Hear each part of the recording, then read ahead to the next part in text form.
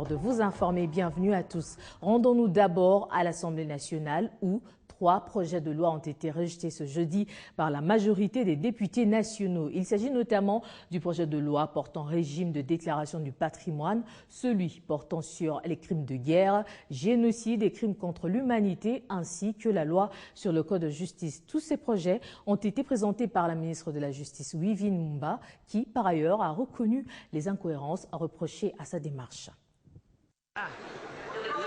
Présentés par la ministre de la Justice, Wivine Mumba, 3 projets de loi ont été rejetés par la majorité des élus du peuple ce jeudi au Palais du Peuple. Présidée par le président de l'Assemblée nationale, Obemina Kunjalandioko, la plénière de ce jeudi s'est prononcée en rejetant premièrement les 2 projets de loi portant sur les crimes de guerre, crimes de génocide et crimes contre l'humanité. À cela s'ajoute le projet de loi sur le code de justice. Après la motion de l'honorable Henri Thomas Lokondo démontrant les dysfonctionnements, à l'unanimité, le vote a consacré le rejet. Les 2 lois ont été bricolées et que ce n'est pas une tare que la ministre puisse aller rectifier sa loi et revenir. Donc ça s'est fait ailleurs, ce n'est pas une insulte, ce n'est pas une rancœur, mais c'est tout simplement les honorables députés n'ont pas été convaincus dans la faisabilité et surtout dans la réalisation de ces 2 lois. Le renvoi de ces 3 projets de loi pouvait être évité, selon l'honorable Vicky Kitoumoua. Nous avons des commissions spécialisées, comme le président l'a dit. Et donc, moi, je n'ai pas compris comment, d'emblée, nos collègues ont rejeté. Bien sûr qu'il y a eu des anomalies d'abord à partir de l'intitulé, qu'on pouvait bien travailler dans la commission spécialisée. Et ce n'est pas pour rien que l'Assemblée nationale a mis en place des commissions, c'est pour que ces commissions fassent du travail. La ministre de la Justice, Wivine Mumba, reconnaît les incohérences et promet de ficeler ces textes de projet de loi. On va aller retravailler et représenter, n'est-ce pas? C'est ça le devoir d'un gouvernement. Je suis d'accord que le titre n'était pas correct. Et ce que le Parlement vient de faire, ça cadre tout à fait avec ses objectifs et ses fonctions, qui sont de contrôler le gouvernement. À Brazzaville, les Congolais désireux retourner volontairement au pays affluent l'ambassade de la RDC. Sur place, ils sont pris en charge par les services diplomatiques sous la supervision du diplomate de la RDC en République du Congo, Christophe Muzungu, aperçu de l'évolution de la situation avec Marlon Katiamou. Ils sont là, ces milliers de Congolais de la RDC, visiblement décidés à quitter les Congos voisins. L'unique refuge pour eux, c'est leur ambassade, un abri circonstanciel. Dans l'enceinte de cette représentation diplomatique, les compatriotes s'enregistrent tant mieux que mal et obtiennent ainsi différents documents nécessaires pour un retour paisible. Parmi eux, une catégorie vulnérable, des femmes ainsi que des enfants. Certaines d'entre elles sont dans un état d'affaiblissement aigu. Christophe Muzungu, l'ambassadeur congolais à Brazzaville, à travers ses causeries morales, a sensibilisé bon nombre de ses compatriotes, candidats au retour volontaire à plus d'entraide. Ces médecins reçoivent et traitent les bébés et femmes que l'ambassadeur encadre, des fois nuitamment. Comme si cela ne suffisait pas, à la voix de Muzungu s'est joint Seth de Kimbuta, le gouverneur de Kinshasa.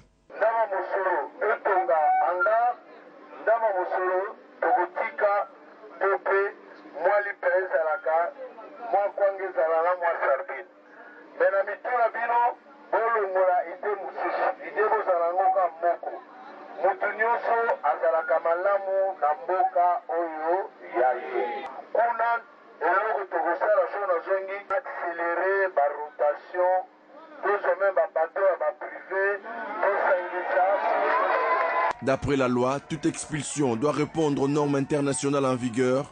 Cela suppose qu'une information préalable, une consultation et l'offre d'une possibilité de logement alternatif doivent être fournies pour que les droits des personnes concernées soient respectés.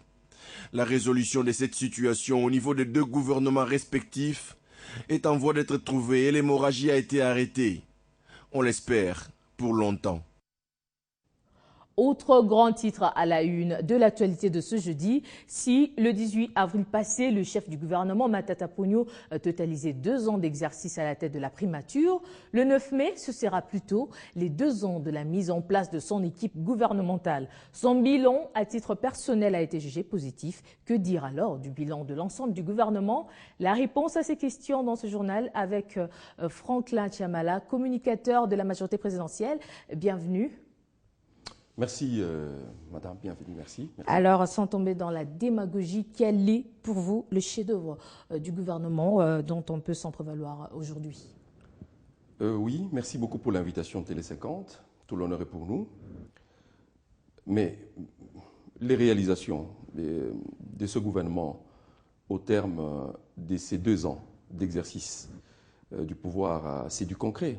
C'est du concret, voyez-vous, madame, la restauration de la paix à l'est de notre pays. C'est un fait concret. C'est un fait concret. C'est ça qui nous vaut maintenant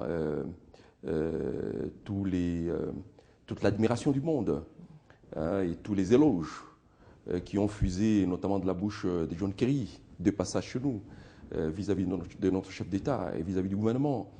C'est cela qui vaut la reconnaissance du leadership de Kabila dans la région des Grands Lacs. C'est cela qui vaut également la confirmation de son leadership dans cette même région. Voyez-vous, une autorité à son niveau d'une grande puissance économique militaire du monde quitter son pays pour venir à la rencontre de la sagesse congolaise cipa-africaine, je dis, ça c'est une chose qu'il faut apprécier. C'est ceci qui permet aujourd'hui de booster les développements à l'est de notre pays. Parce que, comme vous le savez, il n'y a pas de développement sans sécurité. Quel investisseur sérieux peut venir dans un pays où crépitent les armes tout le temps? Mais il n'y a pas que l'Est, il n'y a pas que sécurité. Globalement, la pauvreté est loin d'être combattue, les inégalités persistent malgré les promesses, l'écart se creuse entre les populations, le favoritisme refait surface, on embellit le centre-ville au détriment des quartiers populaires. Vous semblez l'oublier. Non, je sais que le développement d'un pays, c'est un processus cumulatif. Il faut savoir commencer quelque part. Il y a 10 ans, où étions-nous? Il y a 15 ans, où étions-nous? Il faut savoir regarder dans les rétroviseurs. C'est plusieurs centaines d'écoles réhabilitées et financées par les fonds publics. Votre impôt et le mien. Ces écoles n'accueillent pas simplement les enfants des riches, mais y compris les enfants des plus démunis. Plusieurs centaines. Vous avez une équipe de reportage qui revient du Bas-Congo et d'autres qui reviennent du Kivu profond, du Kasaï, de Bandundu, de la province orientale, du Kinshasa ici. Plusieurs centaines, c'est 400 à peu près, sur 1000 qui étaient prévus pour cet exercice. Mais cette dizaine ou cette centaine de centres médicaux et d'hôpitaux de référence équipés, mais aussi pourvus en médicaments de base. Mais c'est une fierté pour nous. Mais voyons, il n'y a pas que ça. L'assainissement du climat d'affaires dans notre pays, c'est un fait réel.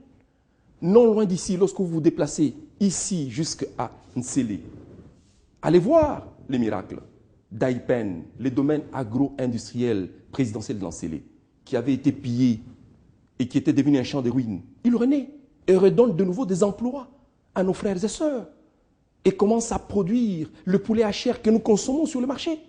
Mais le Transco que nous prenons, je voudrais mettre ça en parenthèse, mais l'aérogare modulaire de Njili, qui est en construction, s'avère insuffisant. Je dis, il faut savoir commencer quelque part. Les réalisations sont palpables. Gardons les caps de la reconstruction de notre pays. Gardons ce cap-là et demeurons dans les processus constructifs. Les jours passent vite. Ah, mais il faut savoir que c'est cumulatif. Les nations qui sont appelées développées ne l'ont pas été au bout d'un jour.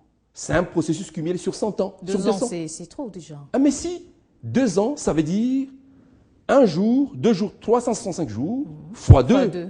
Et chaque jour, ce gouvernement a fait quelque chose. Mais ceci n'a pas produit que de la joie dans le cœur des Congolais. Il y en a, c'est vrai, qui s'enregistrent, mais il y en a qui grincent les dents. Ceux qui ont hâte d'arriver au gouvernement et de remplacer Matata. Ils grincent les dents et cherchent la faute à tout prix. Franklin Chamala, voilà. Votre gouvernement a placé de l'argent dans les banques commerciales privées, ce qui est illégal, on le sait, et on dénonçait aussi les parlementaires, ils dénoncent cet acte. Alors certaines transactions ont été faites, on le sait aussi à l'issue du gouvernement, Patrice Kitebi l'a même reconnu. Alors, ça s'avère grave. Non. Je dis placer de l'argent, les ressources publiques, dans les banques commerciales privées n'est pas du tout illégal. Lorsque ceci est fait en conformité de la loi financière et de la réglementation en la matière consacrée par la Banque centrale, ce n'est pas du tout illégal. Ça, c'est une chose. Et le ministre Kitebi l'a démontré. Bien, maintenant, cet argent est placé pour quoi faire? Même quand il serait gardé dans le sous-compte à la Banque centrale, il le serait pourquoi? On court derrière le temps. Il le serait pourquoi? Je crois que vous allez tout développer dans une de nos émissions. Merci Franklin Chamala d'avoir répondu à notre invitation. Je rappelle que vous êtes communicateur de la majorité présidentielle. Merci beaucoup, madame. Merci.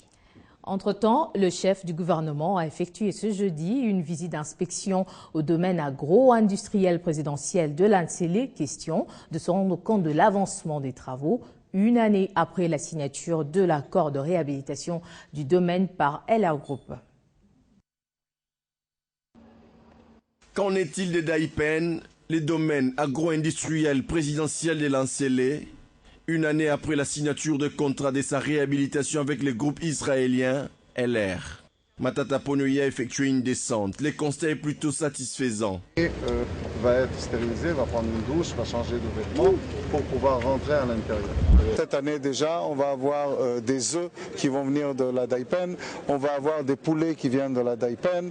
Au début de l'année prochaine, on va déjà avoir des poulets de l'abattoir qui va fonctionner, qui va donner des produits frais au peuple congolais. Nous avons la preuve qu'à peu de temps, on peut changer les conditions de vie de ce pays. Déjà, des poulets de chair sont élevés dans 42 poulaillers de près de 3500 poussins chacun.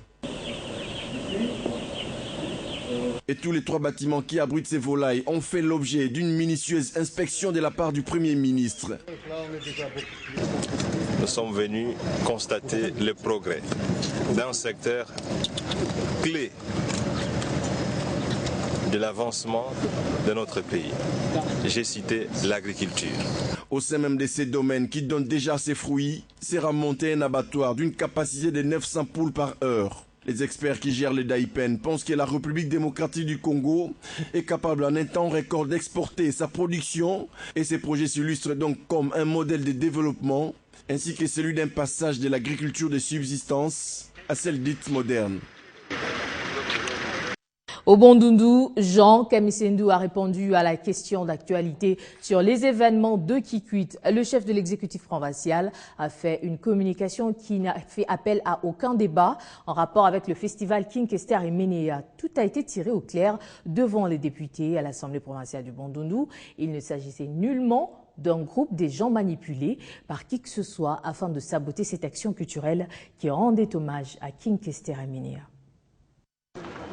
C'est une communication qui a trait à l'organisation du festival King Kester et Menea à Kikwit. Devant les députés provinciaux du Bandundu, Jean Kamissendu est revenu sur les différentes étapes préparatoires, notamment les réunions d'harmonisation chez Mozito, la poursuite des travaux à Kinshasa avant d'autres en commission au Bandundu. Cependant, des questions persistent. Pourquoi les journalistes et caméramans, pourtant invités à ces festivals, n'ont pas été au stade lors du concert meurtrier d'ouverture? Y avait-il des consignes? Du 5 avril 2014, délibéré en Conseil des ministres, je créais un service public dénommé Festival King Kester et Menea, avec pour mission de promouvoir et encourager la création artistique dans les domaines de la danse et de la musique moderne. N'y avait-il pas une autre manière d'immortaliser, Menea et valoriser la richesse culturelle de la province que d'organiser et ou instituer un festival? C'est également interrogé le gouverneur du Bandundu au cours de cette communication. Toutes les activités de la matinée et de l'après-midi de ce jeudi 24 avril se sont déroulées dans la convivialité, dans l'harmonie dans l'entente. J'allais dire presque bras dessus, bras dessous. La bousculade tragique du stade de Kikwit s'est soldée par 26 morts. Les toutes commissions confondues en sont arrivées à ces bilans. Jean Kamisséndou quitte l'Assemblée provinciale après avoir levé un coin du voile de cette affaire.